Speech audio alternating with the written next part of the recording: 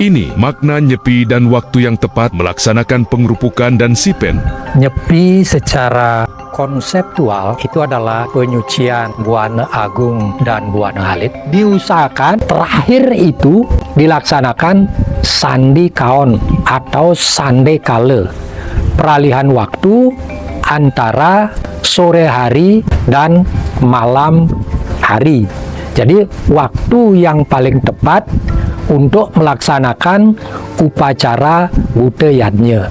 Nah, mungkin pelaksanaannya itu juga berkaitan dengan pelaksanaan sipeng. Karena nantinya pada saat sipeng atau penyepian itu umat melaksanakan catur berata penyepian. Catur berata penyepian dilaksanakan pada saat alam semesta sudah dalam keadaan suci, sudah dalam keadaan somya. Kemudian juga